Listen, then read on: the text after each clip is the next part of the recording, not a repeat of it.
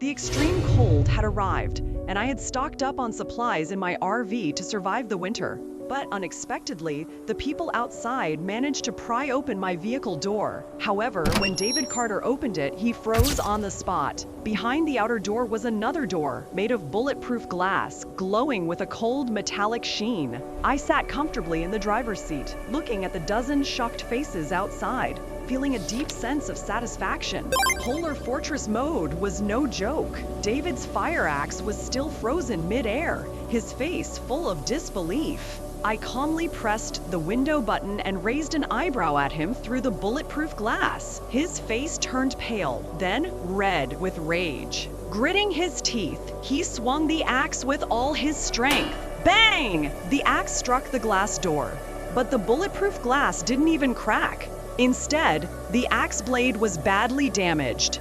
David's hands went numb, and he almost dropped it. I smirked slightly. His face turned bright red with anger as he shouted at the others behind him. Finally, snapping out of their shock, the group grabbed crowbars and hammers and began smashing my RV repeatedly. But inside, I sat comfortably, even reading an old novel. Meanwhile, my system points skyrocketed. Anger from David Carter plus 60 points. Shame from Emily plus 40 points. Despair from the crowd plus 200 points. 5 minutes later, the group collapsed in exhaustion. Their tools were broken, but my RV remained completely unharmed. Not even a scratch. David fell into the snow, his eyes empty and hopeless. Only then did I activate the external loudspeaker. "Stop wasting your energy," I said calmly. Then I started the engine. The RV growled to life, crushing snow beneath its reinforced wheels. The group stumbled backward in fear. I rolled the window down slightly and threw out a few bags of fries. "Oh, and David," I said casually, "consider this your first day gift." I quit. Then I pressed the accelerator. The RV roared into the endless snowstorm. In the rearview mirror, they stood frozen, like statues abandoned in the frozen wasteland. After leaving the service area, I set the navigation toward home. The snow on the road was over half a meter deep, and visibility was terrible. Normally, the 200-kilometer drive would take 3 hours. But now, in Polar Fortress mode, my RV cut through the snow effortlessly. Its ice-breaking blades cleared the road with ease.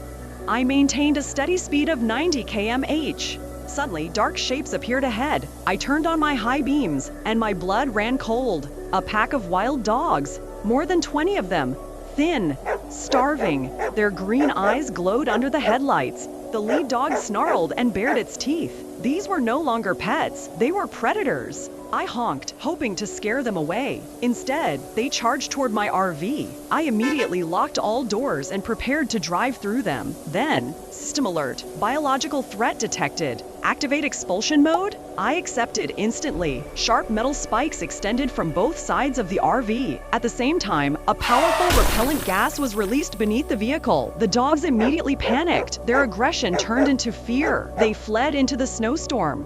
I exhaled deeply. Those 500 points were worth every single one. After another hour of driving, I finally saw the city.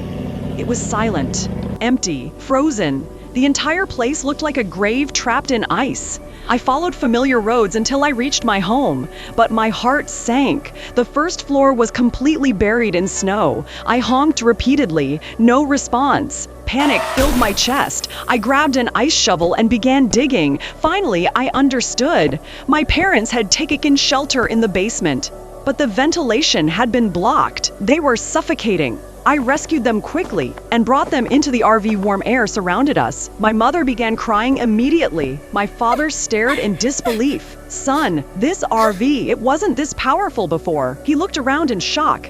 It was no longer just a vehicle, it was a fortress. I closed the heavy door, sealing out the storm. "Dad, Mom, we can't stay here anymore. We're heading south. It's warmer there." I gripped the steering wheel. Outside, the frozen world stretched endlessly. Ahead of us, unknown dangers awaited.